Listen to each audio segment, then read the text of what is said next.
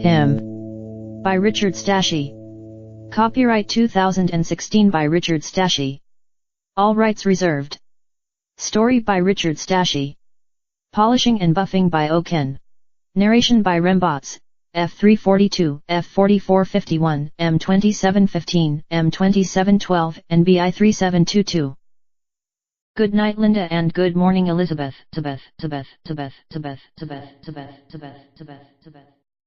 It was very late when Java finally got home. His wife Linda was asleep, so he carefully entered the dark bedroom, but the door squeaked and he stumbled over a shoe, which caused him to plop down hard on the bed and wake her. She peeked at her tired husband. She was happy to see him home safe and forced a cheerful but sleepy smile. What happened? He was silent for a few seconds as he thought about the day's events. I'm not sure, he mumbled. He touched his lifeline while he continued with his deep thoughts. It was horrible, sad, and something about it just didn't make sense. He slowly spoke to his wife. That seems to be the question of the day. So the riots must have been bad. Riots? He had forgotten about the crazy game that his partner had been bitching about. I wasn't on riot duty. Were the riots bad? It seems that way from the news. So what happened? Why are you so late? She was no longer sleepy. I'm not sure, he repeated while thinking what to say. Did somebody get hurt? No. Not really. Well, nobody I know was hurt. He attempted to explain the event. Willard and I were called to inform a family of a death, but... He was at a loss for words. He turned to his beloved wife. She had the loveliest eyes. They made him feel happy, and the story he was about to tell her was too depressing. Sorry, I just don't know how to explain it. Maybe it's best for you to tell me in the morning, she suggested. Then she asked, would you please be a nice guy and get off the covers? You're choking me. Sure. He eased himself up so she could take all the covers. A few hours passed and Linda was in a deep sleep, but Java was still awake. He lay in bed listening to her soft snores while he thought about the day's events.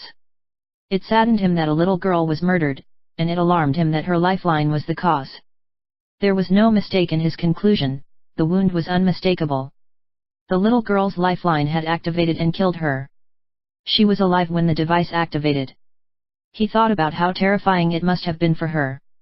He felt sad and angry for her. He watched the clock as he toyed with his lifeline. The minutes quickly ticked away. He needed to sleep, so he concentrated on Linda's soft snores. It was comforting, boring, and very relaxing. He matched his breathing to hers and quickly fell asleep. The tree's branches were stretched out like thin pointy fingers, and its sharp roots were jutting out from the road like a warning from Mother Nature. She was telling those that followed the path, dare not to go. As a soft breeze drifted through the undernourished trees, the torn patches of loose bark made a strange and haunting noise. It was like a howl in the moonlight. One poor old tree held a petrified shriek. Its moan was the loudest, and it called for Java to look inside its frozen mouth. There is a lost secret inside my mouth. The item was somehow left there and forgotten. It had been there a long time, since before the invasion. This knowledge made no sense. How do I know this? As he reached for this item, it seemed to move farther away from his grasp. He took out his sword and lopped off a branch. The tree howled louder and the mouth seemed to open wider, but he still couldn't reach the enchanting item. Eventually he gave up and maneuvered his horse down a dried river bed. The horse followed along the gulch, walking over and around decomposing headless bodies. They reached for his horse, but it stayed out of reach. The ravine opened to a vast field, in the middle of which was Mr. Short's house. Storm clouds were brewing and time was shifting rapidly from day to night to day. Please help me, Mr. Headhunter. The voice of a child was calling to him. He dismounted and journeyed closer to the abandoned house. It was aging rapidly, the paint chipped, the wood warped, and the windows were cracking. Please help me, Mr. Headhunter. The voice beckoned him closer. He opened the door and saw the headless girl. She was seated in the center of the sofa wearing a white dress with her zombie head in her lap. Slowly the head turned in his direction. It implored him, please help me find my mother, as blood oozed from its open neck. He was unsure of the situation. Where should I look? She's lost, the head answered. The blood was rapidly spilling down her dress onto the sofa and carpet. She's lost. He was still unsure of the situation. I don't understand. She's lost. Java opened his eyes, and for a split second, he saw the girl hiding in the corner of the room. She was staring at him as she faded away. Within the blink of an eye, she was gone. She's lost. The headhunter's handbook didn't contain any chapters referring to the supernatural. Although there had been numerous ghostly sightings in the metro ruins, the government didn't view ghosts as a danger, so they overlooked any paranormal activity. She's lost. Why me? Java laid in bed thinking, and the more he thought about it, the less it seemed real. He decided it was just a dream and dozed off again. The alarm woke Linda. She felt drained but got up, showered, and dressed. Usually Java would wake up first and cook breakfast, then spend about 20 minutes talking before wishing her a good day at work. She was surprised to find him still sleeping, but then she thought, he was tossing a lot, and he did get home later than usual. She decided to let him sleep and to make him breakfast. She took some synthetic eggs and soy milk from the refrigerator. She quickly mixed the concoction in a hot skillet. Within a few seconds the tasty perfume of delicious eggs awakened him. He opened his eyes and studied the bedroom corner one more time. It must have been a dream, he thought as he rose from the bed. He entered the kitchen still sleepy and clumsy, with messy hair and bad breath. Good morning, he told Linda. Good morning, she answered and fired back with last night's question. So what happened yesterday? He scratched his head. Why? You kept tossing and turning. It's been a long time since you've done that. He sat down and said. It smells good. Linda smiled and waited for an answer.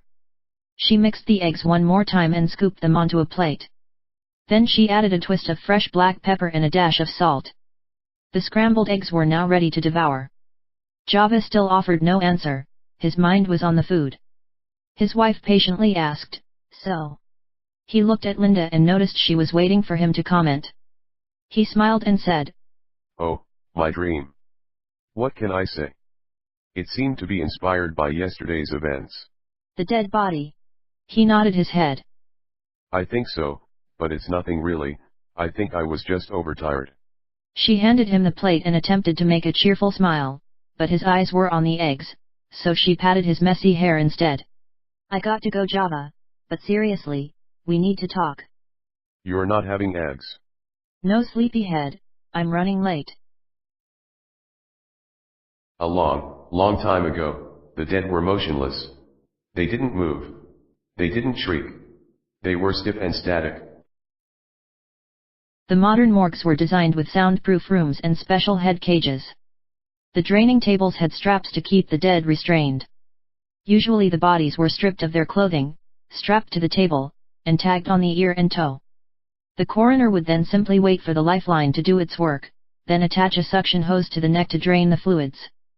The head would be placed in a special cage which was typically near the draining table. Elizabeth was a special case. Her headless body was strapped to the draining table and her head was placed in a nearby cage, but she was still being scrutinized for evidence, so her body was still fully clothed. It was assumed that her fluids had already dried out, so nobody noticed the droplet of blood peeking from her neck wound. It dripped onto the table and was followed by another, then more. They slowly flowed against the drainage slant, as if they were living entities. The stretch of blood coming from the girl's neck traveled along the body to her feet. Her father was another special case. The doctor had him locked in a special cage that he had acquired from a petting zoo. Because this was such an unusual event, he was told not to destroy the creature. Dr. Christopher George was examining the girl as Java and Willard entered the morgue. Willard was drinking a specially brewed cup of coffee. It had a pungent odor. Java wrinkled up his nose. He hated that odor, mostly because he had real coffee. The synthetic brew was not real coffee at all, though it shared the name. That was where the resemblance ended. It had a completely different flavor, color, texture, and aroma. In fact, its pungent aroma, bitter taste, and gritty texture made it much less attractive to the humans. But it was well promoted. It was the power drink of Jonathan E. and General Hayes, so almost everyone drank it. No one really knew what it was, but it looked, smelled, and tasted like liquid ash mud. Ash mud is wood burned into ashes and mixed with water. Most would associate its aroma with that of a burnt house after it was hosed down. And I'm sure you can imagine the taste. I smell coffee, the doctor said as he turned and noticed the two officers. Why are you here? The relationship between Christopher and Java went way back. They were both headhunters. Java had never worked on anything official before, so his visits were usually much later in the day and for pleasure. Today was a little different, but it was still not an official visit. He had no real authority, but he did have a vested interest in finding the killer, so he was looking for a few quick answers. So why are you here, Java? The doctor repeated. I have a lot of questions and I'm hoping you have some answers. He made an awkward smile. Like little children searching for a spoiler to a grand event. The doctor then added. Dartmouth was here earlier asking the same questions. Did you find anything new? Willard asked, then slurped his coffee. The doctor sighed knowing he would have to repeat his answers. Not really. We have 2 bodies with malfunctioning lifelines. Java was confused. It wasn't an answer he expected to hear. What? Christopher started his explanation by showing Elizabeth's coiled lifeline. He pointed at a dark spot. You see this burn mark? I think it was caused by an electrical short. A short? Willard said and took another sip of his liquid ash. Even though he wasn't sure he could swallow it, his lifeline felt much tighter around his neck. This doesn't make any sense. Java had to ask. So you're telling me that an electrical short activated one lifeline, and disabled the other? The doctor saw the disbelief in his pal's eyes. He didn't like the conclusion either, but it was the only one that made any sense. It sure looks that way. Intentional or accidental? Willard wasn't thinking too deeply into the subject, but it seemed a likely question, and he wanted to seem interested. I'm not sure. He was afraid to answer. On the one hand, if this was intentional, then somebody has the power to manipulate the lifelines. On the other hand, if it was accidental, it could happen again. He didn't know which would be worse. He feared both theories. These devices are very complex. We may have to go to the source to find out if it's possible for them to be activated, on purpose, or by accident.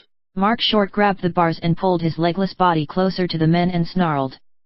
Willard pointed to the caged beast with his cup. Why doesn't someone put him down? Christopher frowned. I have orders to keep him reanimated. Mark watched his prey closely as he pulled himself closer and closer. He pressed his body into the bars and reached out at the livestock. He could hear the warm blood pumping through their hearts. Tasty humans. He moaned. He could smell the living flesh, or maybe it was the coffee. Java lifted his foot to kick the bars and silence him. Hey. What are you doing? That thing is evidence. Java looked at Christopher, then at the zombie, then back at his doctor pal. Sorry Chris, but these guys make me nervous. He slowly lowered his foot. The doctor was well aware of how a room full of living corpses could affect people. Sometimes the animated heads would shriek with hunger and attempt to bite if he walked too close. Just don't mess with the evidence. Willard asked. Can you tell when she died? The human body normally converts to a zombie a few hours after death. During the conversion, the molecular structure metamorphoses from human to zombie. It's almost impossible to determine the time of death, because the body is at an accelerated undeath. Usually we just check the activation of the lifeline. Unfortunately that won't work in this case, they're broken. Java added. It's hard to believe, but it's the accelerated undeath cells that help the zombie regenerate. I wouldn't call it regeneration. The doctor corrected his old headhunting pal. It's a lot easier to remember. Java smiled. The doctor nodded in agreement as he started to examine the headless corpse. There had been a ton of theories tossed around about a zombie's regeneration, and the accelerated undeath cells. In biology, an organism that regenerates a lost or damaged body part, actually regrows that part, and its original function is restored. If a zombie actually regenerated, it would be restored to its original form, it would become human again. At the time, the function of the accelerated undeath cell was believed to just keep rigor mortis from occurring, so the dead could still move. It was unclear how or where these cells were located during life, if they could be isolated, or if the bodies just lacked the means to trigger rigor mortis. The only way scientists could figure this out, was by doing tests on a living human, one that could die without coming back to life as a zombie. Well, you can understand why they had not attempted this test. Sure, there are a few other tricks I can use. The doctor explained. I could test the growth rate of the bacteria, but it's been a long time since we used this method, so it might take a few days to get the results. Elizabeth's blood slowly gathered at her feet. It was closest to Java. Christopher looked at Elizabeth's corpse and it dawned on him that she wasn't bitten, so there was no bacteria to test. Sorry, I forgot she wasn't bitten. Any other tricks? Java asked. He noticed Elizabeth's head intently staring at him. It requires me to cut her open. He unbuttoned her blouse. I'll have to look at her innards. Elizabeth's blood quickly moved to the edge of the table and streamed off to pool on the floor at Java's feet. The doctor opened her blouse. The blood oozed onto Java's shoes and dribbled up his legs. Unexpectedly he saw a smiling face with sharp crooked teeth. It was drawn in blood on the little girl's torso. It then moved its cartoon mouth. Please help me, Mr. Headhunter. Help me find my mother. What? Java shouted. Christopher and Willard were confused. They couldn't figure out what Java meant by shouting what. They didn't see the cartoon image on the girl, but they did notice that his pants were covered in blood. They didn't see it crawl up his legs, so they just assumed it had spilled from the table onto his pants. Java didn't notice the blood. His eyes were still focused on the girl's torso. Willard had to ask, Java, do you know you're soaked with blood?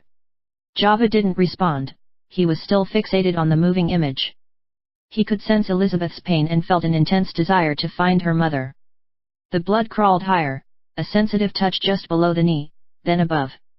Please help me, Mr. Headhunter. Help me find my mother. The touch traveled higher, giving him goosebumps. Willard yelled to his partner. Earth to Java, you've got blood on your pants. Java slowly changed his focus to his partner. Suddenly the blood poured down, making a splash. This woke him from his trance. Did you see that? He asked. See what? The other men said in unison. He looked down and saw the blood around him. He looked back at the headless torso and the bloody image was gone. It was puzzling.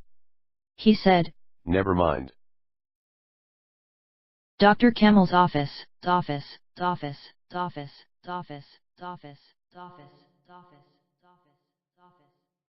Dr. Camel's opulent office was designed to intimidate the visitor. The building that contained it was a Gothic-looking structure. It was spooky gray and had black stones outlining the edges and openings. There were gargoyles at the roofline, above the large arching windows and keeping watch at the corners. In the day they just looked like stone statues, but at night they took on a different persona. They looked menacing and evil. Some would say it was all about the lighting, but at night their eyes seemed to glow, making the whole building look evil. Once you entered through the black iron gates and went up the stone steps, you would be confronted by a set of dark oak doors. They were very impressive and intimidating, unusually tall, almost 12 feet in height. The doorknobs were also much higher than usual. This forced a person to raise their hand to turn the knob. And as you turned it, you would feel a resistance against your wrist, then a minor pull which would force you to yank the door open. The resistance was intended by design. Why? Well, Dr. Campbell is the only one who truly knows the answer to that. The huge doors opened onto a long hallway with a ceiling that was almost 16 feet high. The oversized proportions would make a visitor think that Dr. Campbell was a giant. At the end of the hallway was the secretary's office. The first thing you'd notice here is another set of dark oak doors, then the doctor's personal secretary. She sat on the right side of the room behind an antique desk. Opposite her was a red velvet Victorian sofa. On the top of her desk was a fancy typewriter. Its bronze fittings had a rustic shine. It was an odd item, because most visitors had never even seen a typewriter, let alone one that actually worked. And those that did, understood that the artifact was surpassed by the computer. They would wonder why Dr. Campbell's secretary was using such an archaic device. Publicly, Dr. Campbell loved the clicking sound of the metal keys striking the ribbon and paper. His real motive was much more sinister. It was similar to that of the giant double doors. Next to the typewriter was a neo-Victorian call box. Both objects complemented their surroundings perfectly. It was believed that her desk was an important artifact a century ago. It had intricate carvings on the front and sides. It was in perfect condition, except for a small hole that was used to supply power to the call box. And speaking of complementing the surroundings, the doctor's personal secretary was almost unreal. She was wearing a corset that was wrapped around her waist so tightly that it offered no apparent breathing room. Her dress was a turn-of-the-century gown of Victorian colors. A black leather strap was added around her knees to make it resemble a hobble skirt. Dr. Campbell would prefer that his secretary wear a real Victorian gown, but he found the black leather strap would make it impossible for movement. Conservatively covering her cleavage was a shoulder cape. Her hair was painfully styled to perfection, and she sat with perfect posture. She spoke with perfect mannerisms and moved gracefully around the room. One could easily assume that she could balance an egg on her head while doing her chores. She could be in her late teens or early 20s. She was somewhat shorter than the average female, so the doorknob was directly at eye level. She would open the right side door, then escort the typical visitor to Dr. Campbell's office through a Gothic corridor. She would do this gracefully, even though the black leather strap was restricting her stride. Inside the Gothic corridor, one would feel a little dwarfed by the majestic presence of wealth and power.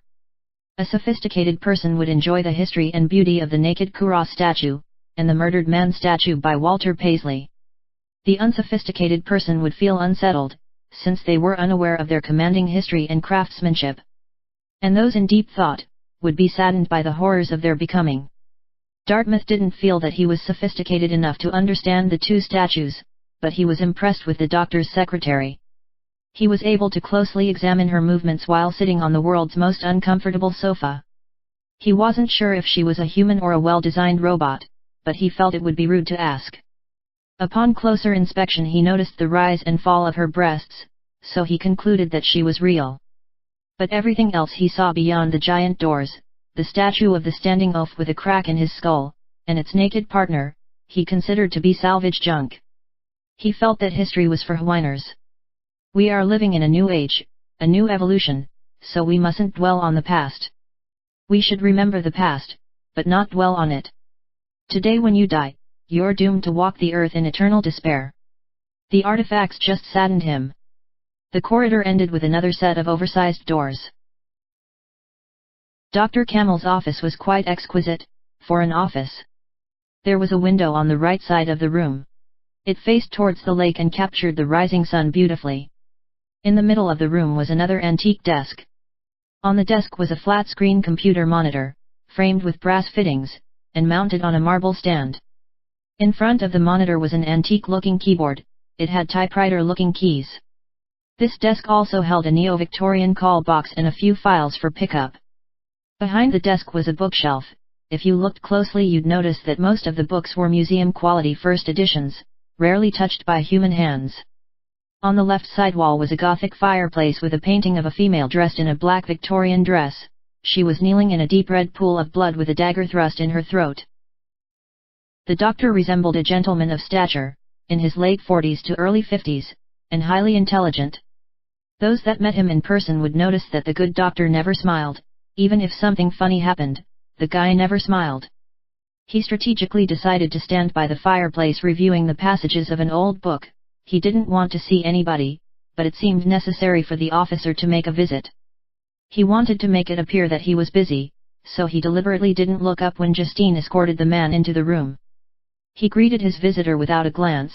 Good morning, Mr. Policeman. Dartmouth awkwardly informed the doctor. You can call me Dartmouth, Dr. Campbell. The doctor was never pleased with the simple use of his name. He felt it suggested disrespect, since it only commanded the visitor to remember a portion of it.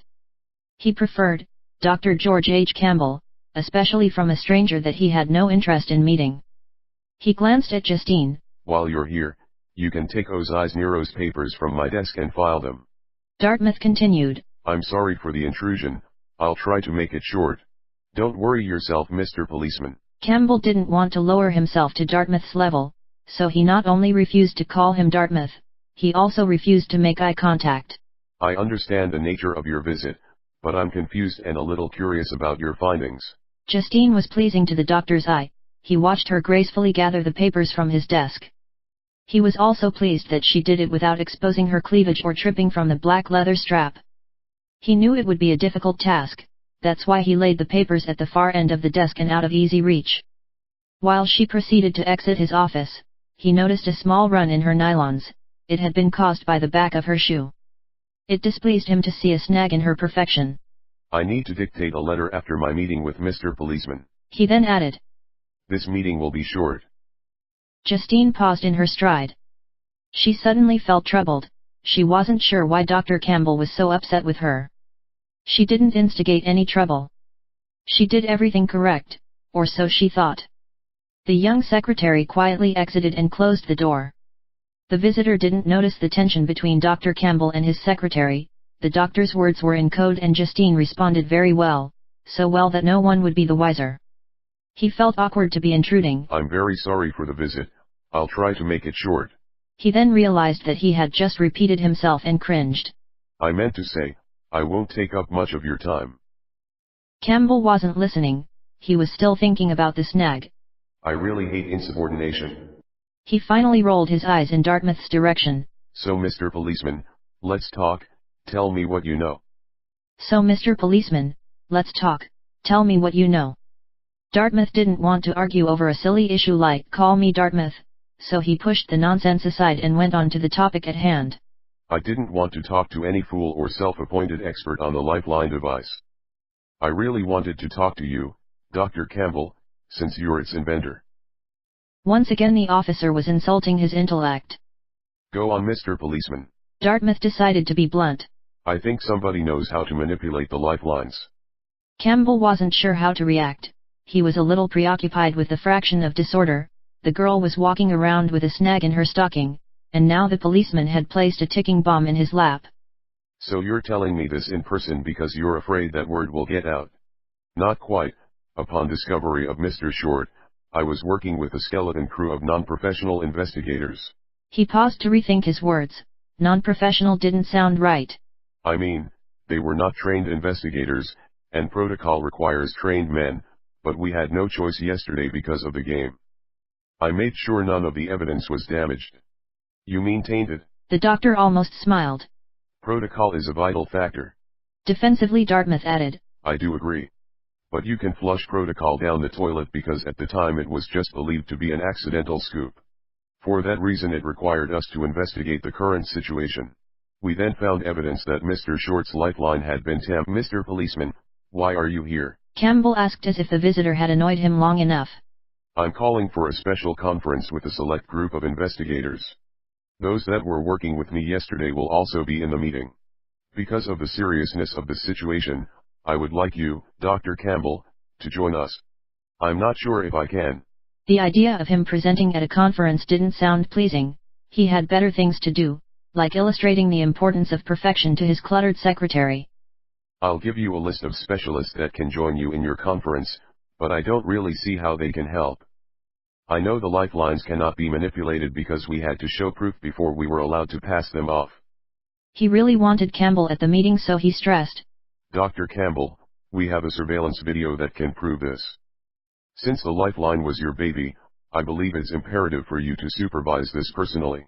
Oh, I see. The doctor placed the book on his desk. Did you inform Hop? Not yet. Why not? The zombie invasion, assisted by the general chaos, almost extinguished the human population. In the snap of a finger, it dropped from healthy billions, to a mere 100,000 or so. And most of the survivors were sickly humans. To ensure that humanity would survive, the surviving government decided to combat this problem by adopting a form of totalitarianism. The House of Pain was a concept tool. It was designed to help the current political system regulate nearly every aspect of public and private life. They were charged with keeping order among the citizens by controlling the mass media, regulating or restricting free discussion, and limiting criticism. Their main tools were mass surveillance and terror. They were nothing like the military or police, although they did retain the right to override such authorities. They didn't just investigate crimes, they worked to keep them from happening, by steering the population in the proper direction. Their job was not to keep the peace, but to instill the peace. Actually, their prime directive was to control the humans without killing any of them. That was because the human population was almost extinct, but order requires obedience, so extreme measures could be taken to ensure that the laws were obeyed. In other words, they could use torture to achieve order and control. The methods of torture were painful, but not permanently damaging. Well, most were not permanently damaging. They would push mind and body to the limit, but the intent was to get the most out of a living person without damaging the body. That was because each human life had a value, based on its ability to be recycled and to generate multiples of usefulness. There was no public acknowledgement that the acting government and/or HOP was experimenting on humans, but there were always rumors and conspiracy theories, some put forth by HOP itself. Despite what some popular theories said, the experiments were usually conducted on the most criminal, the degenerates, and/or the mentally incapable.